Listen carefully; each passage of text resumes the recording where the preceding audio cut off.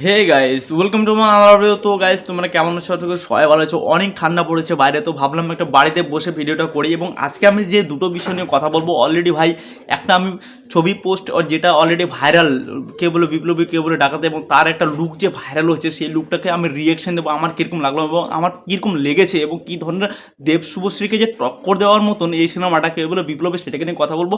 এবং অঙ্কুশদার যেটা অলরেডি অঙ্কুশদা একটা ঘিরে একটা পোস্ট করেছে, সেই পোস্টটাকে আমি তোমাদেরকে দেখাবো যে অঙ্কুশদা কী পোস্ট করেছে 2026-এ। তার যে প্রথম সিনেমাটায় আসছে যে নারী চরিত্রের বেজা জটিল, এবং তাকে যে এইভাবে যে একটা যে সিনেমাটা লিস্টে দেওয়া হলো না, সেটাকে নিয়ে কথা বলবো। তো ভিডিওটা আমার শেষ পর্যন্ত দেখো।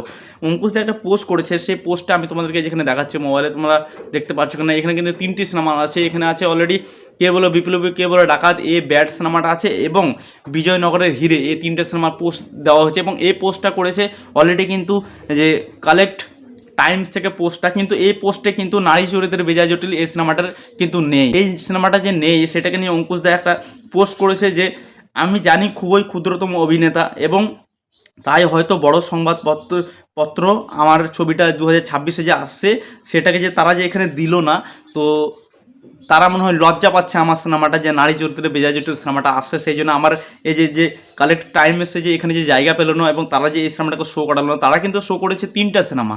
এবং সেখানে বলা হয়েছে যে অঙ্কুশদা বলছে ঠিক আছে, যখন আমার সিনেমা যখন এখানে 2026-এ রিলিজ হচ্ছে, তাও যখন এদের যে আর কি পত্রিকা থেকে যে আর কি জায়গাটা যে পেলো না নারী চরিত্রে বেজা জটিল, তার মানে আমাকে আরও অনেক প্রমোশন করতে হবে। অঙ্কুশদা কিন্তু তাও খারাপ কিছু বলেনি, ভালো কিছুই বলেছে। অঙ্কুশদা বলেছে যে নিজেকে যখন আমি যখন এদের যে পত্রিকাতে আমি তুলে ধরতে পারলাম না, তো দেখি আগামী দিনে আরও অনেক প্রমোশন করবো সেদিনে। তো অঙ্কুশদা যে বলছে, এইটা বলা কিন্তু একটা অভিমানের মতন যে 2026 সব থেকে প্রথম কিন্তু অঙ্কুশদার সিনেমাটাই আসছে, সেটা হচ্ছে নারী চরিত্রের বেজা জটিল। এবং এই সিনেমাটা কিন্তু কালেক্ট টাইমস থেকে একটা পোস্ট করা হচ্ছে, সেই পোস্টে 3টে সিনেমা আছে। আরে ভাই, সেখানে 4টা সিনেমা আসুক, এখানে 26-এ তো এই কে বলে বিপ্লব বলে কে বলে ডাকাত, এগুলো তো আসছে, এগুলো তো পরে আসছে, কিন্তু তার থেকে আগে যে নারী চরিত্রের বেজা জটিল সিনেমাটা যে আসছে, সেটাকে তাহলে কেন জায়গা হলো না, সেটাকে নিয়ে একটা ক্ষোভ অঙ্কুশদা প্রকাশ করেছে।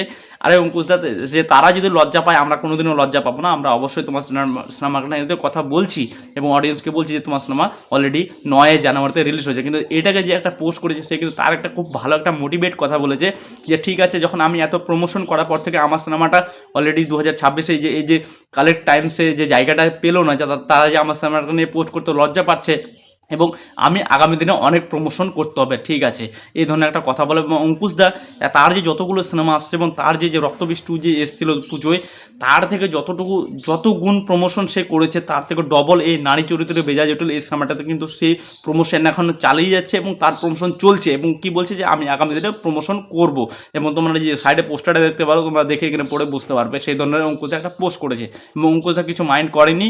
এবং নারী চরিত্রের বেজা জটিল নামটা যে যেরকম ইন্টারেস্টিং, এই সিনেমাটা দেখার জন্য অনেক অডিয়েন্স লুকিয়ে বসে আছে যে এই সিনেমাটা কী ধরনের হতে পারে, একটা নারী কেন্দ্রিক সিনেমা, এবং সেখানে অঙ্কুশদা এবং তার সেই যে এত সুপার পাওয়ারের মতো যে মেয়েদের মনের কথা শুনতে পাবে, এবং সেই ধরনের যে শুনতে পাই আমরা এই টিজারে দেখেছি এবং ট্রেলারে দেখেছি। এবং সেই যে মা কালীর কাছে চড় খায়, এবং মহাদেবকে যে সেই যে বকাঝকা বলে যে তুমি এরকম এরকম এটা ওটা, সেটা যে দেখার জন্য আমরা যে কতটা এক্সাইটেড, তো সেটা তো তোমরাও জানো, এবং তোমরা এই ট্রেলারটা দেখেছো এবং টিজারও দেখেছো।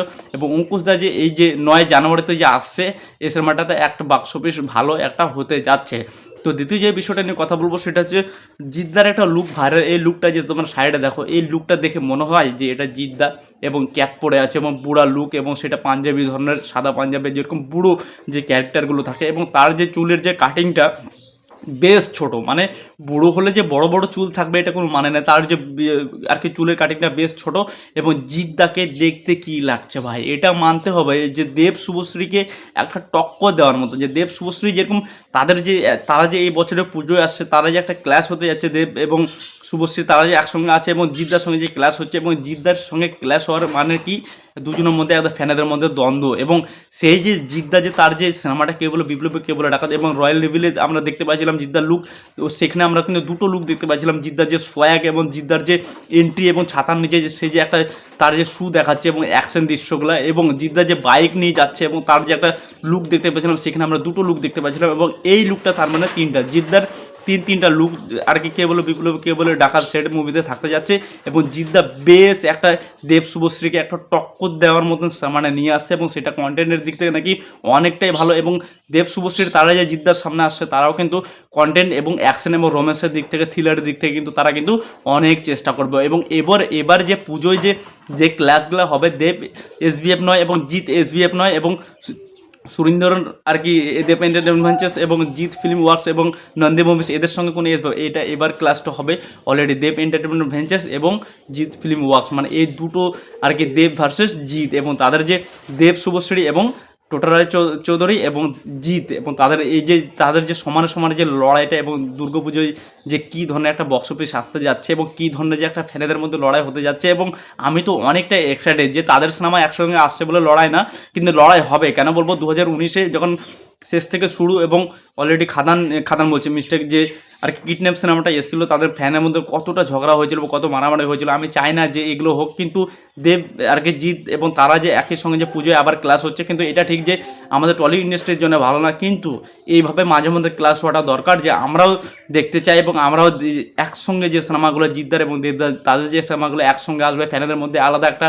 যে হিউজ একটা সেলিব্রেট হবে সেটা চাই। এবং আমরা কিন্তু মারামারি করতে চাই না। এবং অবশ্যই জিদ্দার যে একটা দেব শুভ জুটিকে যে সে টক্করটা দিচ্ছে সামনে, আমরা এই লুকটা দেখে বুঝতে পারছি এবং আমার লুকটাও অসাধারণ লেগেছে। এবং এই ধরনের লুক এবং জিদ্দার যে অলরেডি ক্যাপটা পরে আছে এবং ক্যাপটা পরার যে ভিতরে ছোটো ছোটো চুলগুলো কাটা আছে এবং বুড়ো লুক এই ধরনের যদি থাকে তাহলে দিক থেকে কী লাগছে। এবং দেব আর কি জিদ্দার যে গালটা কাটা এবং সাইডে গালটা কাটা, গালটা অসাধারণ লাগছে। যে এই কসমেটিক মেকআপটা করেছে অসাধারণ করেছে। তো ভিডিওটা যদি নতুন হয়ে থাকো প্লিজ লাইক শেয়ার এবং সাবস্ক্রাইব থেকে বলবো না। আজকে আমি দুটো বিষয় নিয়ে কথা বললাম।